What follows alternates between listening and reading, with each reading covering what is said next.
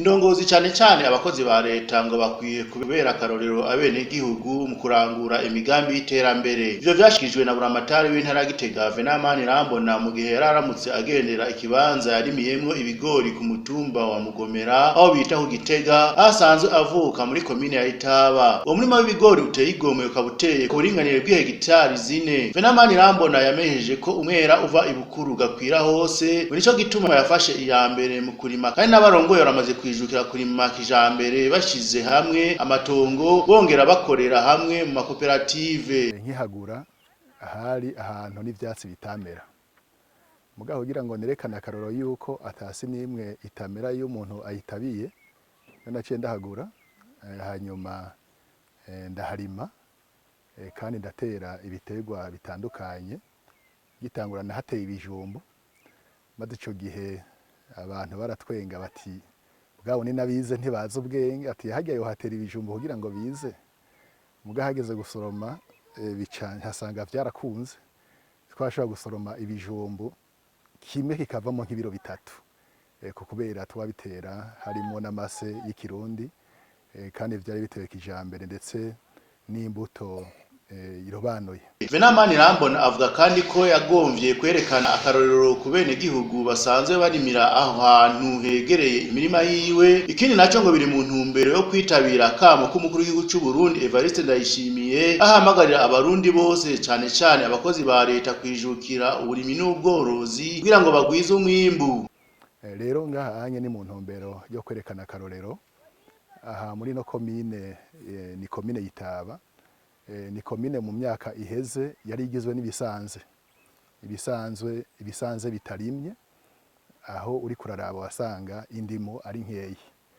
Mugabo rero kuva aho baboneye yuko ahantu harimwe hagatabirwa hashobora kwimbuka, muri ko muratereza akajisho hirya no hino urabona yuko nta bisanzwe bikihari, baciye bijukira ko harima muri ya ntumbero nyene icubahiro umukuru w'igihugu yuko hari ivyatsi bitaribwa twobihindura tukabigira ibiribwa. Rero kandi hariho n'ikindi vyafashije abakozi ba leta ubwa mbere ntibumva yuko umuntu yoshobora kuja mu gikorwa c'uburimyi, ariko bamaze kubona yuko umuntu arima kandi bikoroha iyo yimbuye ntatame kuja gusuma, benshi noneho nka bose ubu unye iruhande yo gukora akazi ka leta baca barima. Muri ico gihe bice basahiriza kubera amafaranga baronka ntibakoresha menshi mu bijanye no gusuma. Ubu rero turabona yuko umwimbu wahejeje uriyongera. Iki kandi naco nyene ni ciza kuko kiratuma haba kwama turi kumwe n'abenegihugu, kuko aho ufise umurima utegereza kujayo kuraba. Noneho ni navyiza udufaranga umuntu aronka akoze umugambi n'abandi baraheza bakabonerwaho, kuko ngaha anye hariho abahakorera batari bake, ugasanga rero barashobora kuronka udufaranga iruhande yo kwiga, kubera ngaha anye n'abakozi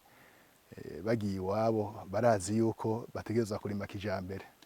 ndetse n'ababanyi abo babana kubera bazi yuko bamenyereye kurima ngaha kandi barima kijambere, barabatuma ko ati nimuze mutwigishe ingene barima kijambere kandi bakabikora bikagenda neza. Iruhande rero yo kuronka ubwo bumenyi mu byo bariko barakora, baraheza bakaronka udufaranga dusahiriza umuryango, bica bituma amafaranga ataguma uruhande rumwe akaheza agatembera bikagenda neza. Muca mwumva rero yuko umuntu iyo yarimye nkaha jewe hariho ibisumwa ntasuma n'ukuri, eka ibigori sindabisuma, ibiharage sindabisuma, eka n'ubugari nuko nyene. No kuvuga umuntu acarondera bijya bindi adashoboye kurima, uca usanga umuntu yorohewe ndetse n'agafaranga heza hakaboneka, kuko umaze kuba ufise umurima urenga ihegitari uca urima nyene urondera yuko kubera washizemo umutaha ukeneye n'inyungu, no kuvuga yuko ucukura uburimyi nyene kugira ngo uronke n'amafaranga. Buramatari w'intara ya Gitega ahamagarira abandi bakozi ba leta gukora akazi ka leta neza bongera bakora uburimyi kugira ngo bashigikire imbonakazoza y'igihugu c'u Burundi bwifashe mu mwaka wa 2040 n'Uburundi buteye imbere mu mwaka wa 2060. akamo ni kamenye n'icubahiro umukuru w'igihugu atutera avuga ati twese dukure amaboko mu mpuzu dukore hanyuma tugwize umwimbu kugira ngo dushobore gushikira ihangiro rya kazoza nuko atanumwe yosigara inyuma aba umwene gihugu abeshejeho n'uburimye gusa agakora n'umutima wawe wose kandi akabikorana ubwenge kugira ngo arimye hatabaye ingorane ivuye ku ruzuba canke ku mvura yaguye nabi yashobore kwimbura hanyuma aba umukozi wa leta gutyo nyene na cane cane ko burimye maze kugaragara yuko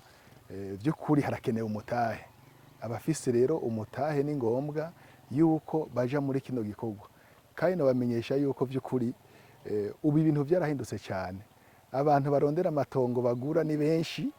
kandi aho baguze baca bahakorera umugambi ugasanga bagwijije umwimbu kandi bagaca bagwiza n'akazi rero turabona yuko bose babigiyemo nico gituma twese atanumwe yosigara inyuma kugira ngo amafaranga arihe kuguma yicaye ko hari abantu bafite amafaranga bagaca bagomba yuko aguma kuri konte canke mu mazu si vyiza ni vyiza ko bayakoresha kugira ngo azaraca no mu minwe y'abene igihugu ushoboye gukora nawe nyene ayaronkeko atembere ni naho dushobora kugwiza iterambere mu gihugu cyacu abenegihugu bafise indimo hafi yaho buramatari w'intara Gitega asanzwe afise iyo mirima bavuga ko baharonke ubumenyi butari buke mu bijanye no kurima kijambere ubu ngo ntibidoga ku mwimbu ndetse ngo barahanaharonkera akazi bigatuma bikenura ku buryo baba baronse ndiko ndakora ngako umushinga ntaye ndakura byinshi ndakura udufaranga two kwigwanira aho ngeze kandi ndakura ubumenyi bw'ikirimo nk'uko mbone bariko bararima nkabona ukuntu bacankura imbuto nkabona ukuntu bazitera nkabona n'ukuntu bazikurikirana nkaca ntera ibigori nk'uko mbona buramatari yabiteye nkaca mbagara nk'uko yabikoze nkaca ngira ko nabonye ukuntu batera ibiharage bibiri mw'isemo niyo nyungu nungutse akenge ko gukora nk'uko nawe yakoze nuko ndifuriza abantu bitwa ko ari abarimyi bose bameze nkanje ko boza barabira ku bandi kuko ubwenge burahugwa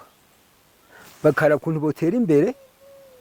kimwe umukuru w'igihugu yavuga ati urye uhage n'umufuko ushingure umuntu ariko wese natwe kariya hejuru mugabo azuka genga akatoye